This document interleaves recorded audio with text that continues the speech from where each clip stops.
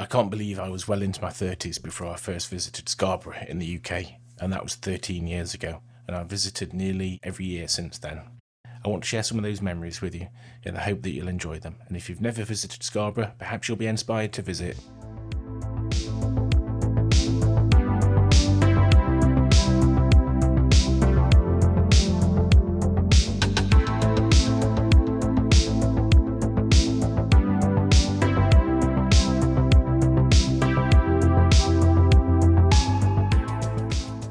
My first visit started in grand style, staying at the Scarborough Spa Chalet with a group of friends. The Spa Chalet was built in around 1860 and designed by Sir Joseph Paxton. He was a designer of the world famous Crystal Palace and Chatsworth House Gardens. Paxton also designed Scarborough's Spa, which is just a short walk away from the chalet.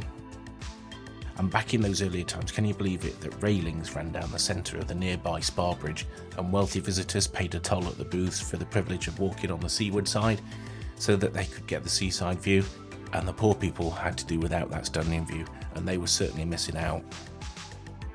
You can book to stay in the incredible Spa Chalet, and it really does have unparalleled views over Scarborough.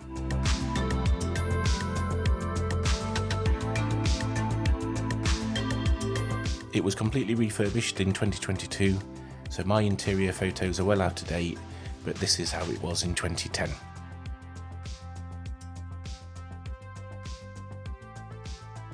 Anyway, there was much to discover in Scarborough, so it was time to hit the town, the Harbour bar. And yes, it's still there. Treat yourself to a Knickerbocker glory. Of course, Scarborough is a convenient base to venture out to nearby seaside towns, as well as being fairly close to Goathland, where the TV series Heartbeat was filmed. Whitby is easily reachable from Scarborough, a journey of about 40 minutes by car and about an hour by bus. The X93 bus service costs about £2 for a one-way trip for an adult, and there may be deals allowing you to roam around. Whitby has a long and interesting history, of course. Captain James Cook being probably the most famous resident. Here's his statue and the famous whalebone arch, although Bram Stoker is also worthy of consideration for the top spot. Stoker drew a lot of inspiration for Dracula, and Whitby features significantly in his famous novel. And it was a delight to visit the famous Botham's Tea Rooms. I can highly recommend a visit to partake in a traditional English tea. Robin Hood's Bay is also well worth a visit. It has a very steep hill though. You'll have to park at the top and walk down, but thankfully you'll be able to grab a refreshing pint at the Bay Hotel at the bottom of the hill. Robin Hood's Bay has a fascinating smuggler's history. The beach is wide and flat, and it's great to go out for a walk. This wonderful village has lots of little back alleys all hidden away, and so it's not surprising that smugglers were easily able to avoid government tax collectors. So I definitely recommend a visit to Robin Hood's Bay. Also on that trip in 2010 we had a day trip to Stades, the most delightfully quaint little fishing village, and that's about 30 miles north of Whitby, so that's about an hour from Scarborough in the car. You can easily go from Scarborough to Robin Hood's Bay, then Whitby, then Stades all in one day. Although each of those places has got plenty to keep you occupied for a whole day if you've got plenty of time on your hands. At night in Scarborough there's plenty to keep you occupied, be it pubs, restaurants, bars. There's plenty of pubs and eateries around the Harbour area, so you won't struggle there, but you'll also not be short of places to stumble upon if you work your way back up into the main town a little bit along the high street and away from the seafront. I always seem to find myself finding a good curry house whenever I'm there in an evening.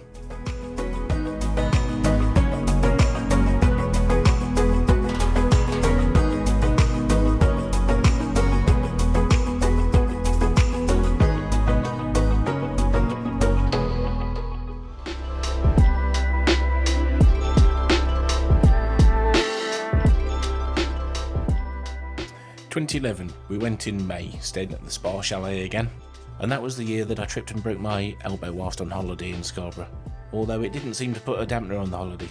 This picture was taken on the obligatory day trip to Whitby and Botham's Tea Rooms. I also seem to have somehow gained £100. I don't seem to have taken many photos this year, although the broken elbow maybe explains a lot of that. And there are no videos yet. I've not yet been grabbed by the video bug. That comes later. Although you can't always guarantee good weather in Britain, it can sometimes be incredibly nice. 2012, and we stayed yet again at the Scarborough Spa Chalet. I don't have any photos of any day trips to Whitby, Staithes or anywhere that year, so maybe we didn't go. But we did go inland a little bit, and we had a fantastic walk where we came upon this fantastic waterfall. Now, I can't remember its name, but I'm told on good authority that it's not the Mallian Spout, although it could be somewhere near there, and it's in the Gothland area. Maybe somebody watching can tell me. 2012 was also the year of the hermit crabs on the beach, and later, fireworks.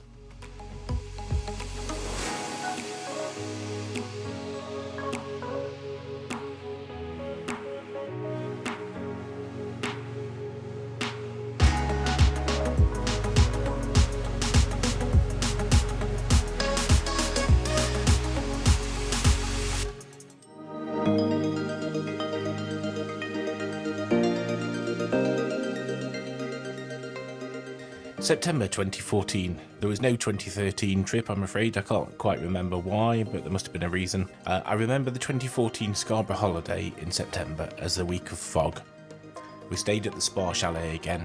Absolutely wonderful place to stay at. I have to say, I feel very spoiled by being able to stay there all of those times. And the entire town was enveloped in fog for the whole week. Distant foghorns could be heard throughout the night, actually. By 2014, my interest in photography had been rekindled. I was working in the photography retail industry and had been for some time. And I'm sure you can appreciate when you're working in a job all week, sometimes in your spare time you don't always want to be associated with the thing that you work in. Anyway, I was interested in photography again. That was great. And so I was keen to make some nice pictures making use of the fog, and so I ventured out with my new, at the time, Fuji X100S. Gorgeous little camera. Scarborough, like Whitby, is a working fishing harbour, and so there are plenty of fascinating scenes to see and photograph. I just love the textures and the colours, the rusting of the ships and the colours, and the lobster pots and the colours of the oil skins and all that kind of stuff. It's just amazing.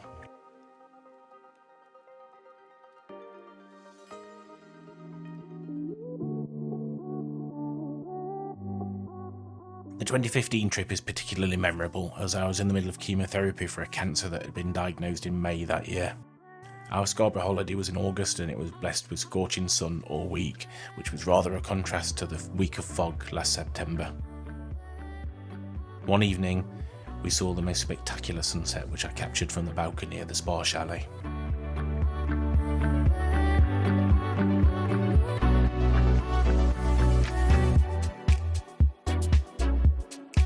The beach at Scarborough is magnificent.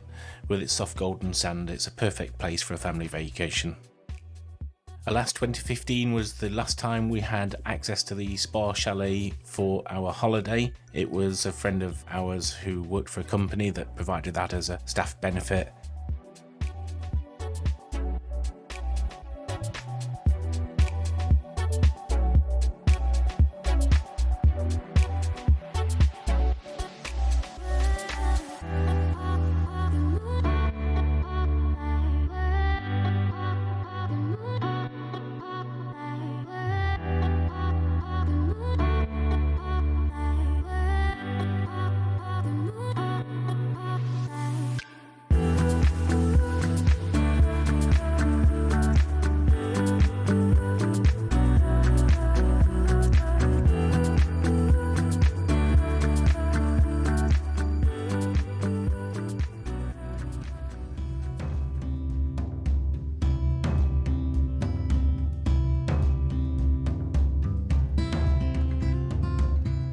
In 2016, despite not having the luxury of a stay in the Spa Chalet, that didn't stop me having 3 trips to Scarborough that year.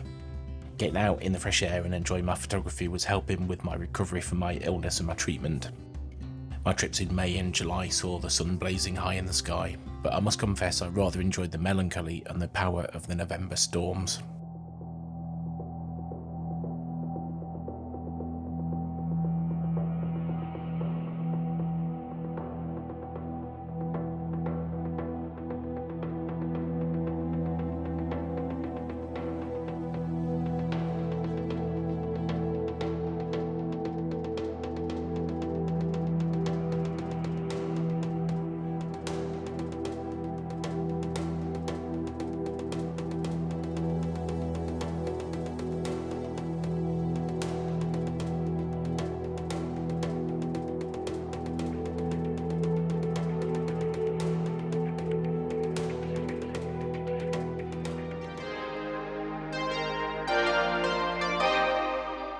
I got 3 trips in 2017, in February, April and May. I'd begun to use Scarborough as a base to stay for a few days in order to film and photograph the Whitby Goth weekend, which takes place in April and October every year. Scarborough's a lot cheaper to stay than Whitby at such peak times, and it's only 40 minutes away by car. I'm not much of a sun worshipper, so you won't usually find me sunning myself on the beach, but I do love poking around the harbour. It all fascinates me, and it's always a great opportunity for photos and videos. I drive around in a city full of shame. Everything feels hollow when you are away. When it all comes down, when our life is too big to confound. You said I can't love anyone but you, and I know exactly what to do. You said I can't love anyone but you. I'm totally yours if you want to.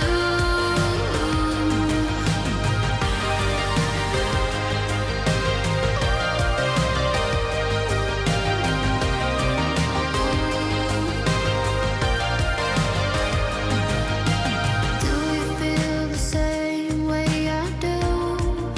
That this will last forever?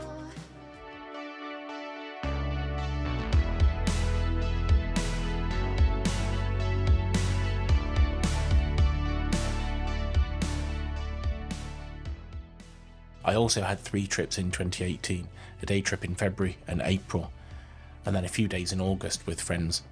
Kyle and I had gone to great lengths to persuade Adam in the Yellow Cagoule that holidays in the UK needn't be ruined by the weather, and that it was nearly always lovely in Scarborough. Imagine our dismay at the horrendous weather we had every day. Definitely one of those holidays where the waterproofs were needed. We did have a nice day trip out to Whitby, despite the rain, as Adam had never been to this entire area at all.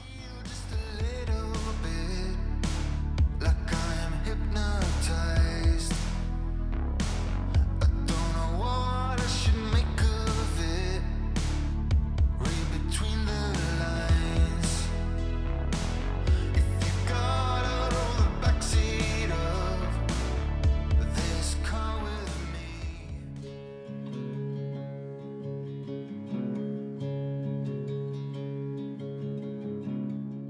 It looks like I had just the 1 day trip to Scarborough in 2019. That day started with a breakfast at the cafe up at the top of Oliver's Mount. That's a nice way to start the day. Great views as well. A visit to Scarborough Castle was on the cards.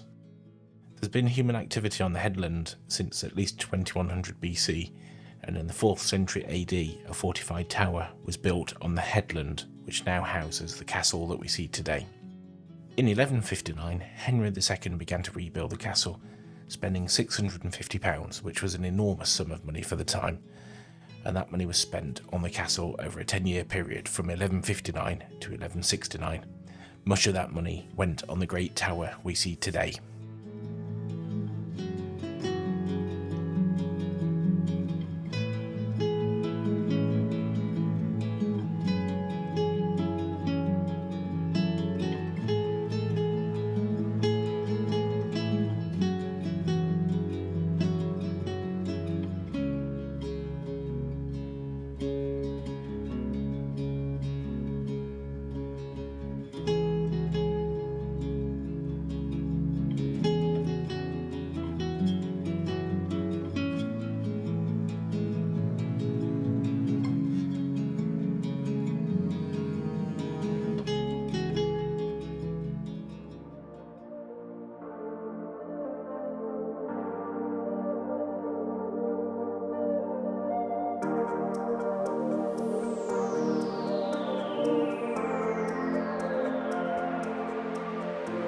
No visits to Scarborough in 2020 and 2021 for obvious reasons, and so it was nice to finally get back in September.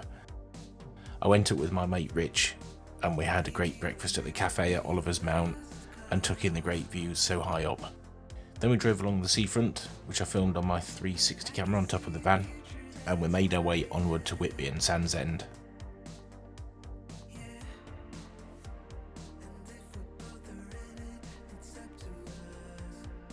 Land's End is well worth checking out. It's just up from Whitby and has a great coastal path, which is where we chanced upon these sunflowers, left as a dedication to someone, and also, this wasp's nest.